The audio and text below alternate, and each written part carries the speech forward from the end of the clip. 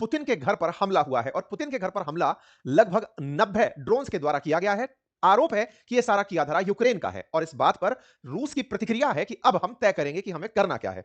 यह बात इसलिए मायने रखती है कि जहां एक और विटकॉफ और कुशनर मिलकर के ट्रंप के कहे अनुसार जेलेंस्की और पुतिन के बीच में पीस प्लान लिए घूम रहे हैं, 20 सूत्रीय कार्यक्रम बना दिया गया है, उसके बीच में अचानक जेलेंस्की के द्वारा पुतिन के घर पर हुआ यह हमला, जिसका वैश्विक कंडेमेशन हो रहा है, भारत के प्रधानमंत्री के द्वारा भी जिस पर प्रतिक्रिया दी गई है, विश्व के द्वारा जिस पर प्रतिक्रियाएं आ रही हैं। देखने वाली बात यह है कि पुतिन के घर को निशाना बनाकर जेलेंस्की शांति वार्ता से दूर हटना चाहते हैं या फिर वो चाहते ही नहीं है कि कभी यूक्रेन का मसला सिद्ध हो, सॉल्व हो, या फिर पुतिन इस मामले में झूठ बोल रहे हैं, जैसा कि जेलेंस्की का कहना है। उनका मानना है कि पुतिन हम पर हमला करने का बहाना ढूंढ रहे हैं। आज के सेशन में इन सभी बातों पर चर्चा होगी। चलिए शुरू करते हैं, बताते हैं हेडलाइंस के माध्यम से कि कैसे लिखा जा रहा है कि शांति की उम्मीदें डेंटेड हो गई हैं रशिया पर हुए इस हमले से, क्योंकि रूसी लोग इस बात से बेहद खफा हैं। पुतिन और उनके विदेश मंत्री ने सीधी सीधी धमकियां प्रेषित कर दी हैं। जेलेंस्की जो हाल ही में ट्रंप से मिलकर लौटे और लौटते ही उन्होंने अगर यह कार्य किया है तो क्या इस पर ट्रंप की सहमति थी, और अगर थी तो पुतिन ने ट्रंप को ही फोन पर बतिया दिया कि सुनिए हम पर हमला हुआ है और हम पर जब हमला हुआ है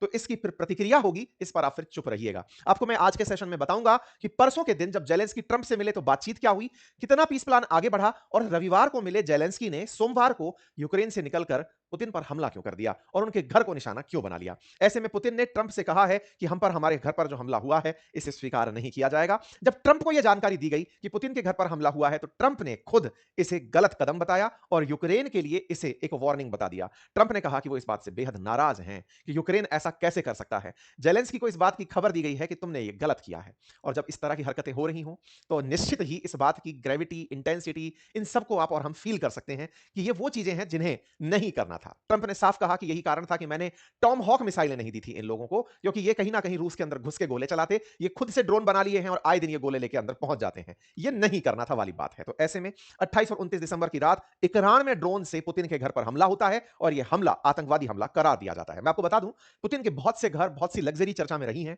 लगभग 1.4 बिलियन डॉलर का उनका मेंशन बताया जाता है, 700 कारों का काफिला, 58 एयरक्राफ्ट, ये तमाम वो खबरें हैं जो ऐसे में जेलेंस्की ने ये स्ट्रेटजी रची कि शांति वार्ता को डीरेल कैसे किया जाए। मैं आपको बता दूं कि ट्रंप के प्लान में ये प्लानिंग भी है कि जैसे ही ये शांति वार्ता संपन्न होती है, दोनों के बीच में एग्रीमेंट होता है, एग्रीमेंट के एग्जीक्यूशन के नेक्स्ट मंथ ही इन्हें इलेक्शन कराना होगा। इलेक्शन यूक्रेन में होगा और जेलेंस्की की सत्ता दांव पर लग सकती है। ऐसे में जेलेंस्की कहीं ना कहीं अपने सत्ता मोह को भी छोड़ते हुए नहीं दिख रहे हैं। उन्हें डर है कि कहीं पीस प्लान एग्जीक्यूट हो गया तो मेरा चुनाव कराना पड़ जाएगा और चुनाव होते ही मेरे को हो सकता है जनता पद से हटा दे कि मेरी जिद ने यहां तक यूक्रेन को पहुंचा दिया है। खैर जो भी है, फिलहाल के लिए जेलेंस्की जिस तरह की बातें कर रहे हैं उससे लगता नहीं है कि वो रूस के साथ शांति वार्ता के पक्ष। चैनल पर नए हैं तो सब्सक्राइब करें। फिलहाल के लिए इतना ही। बहुत बहुत धन्यवाद।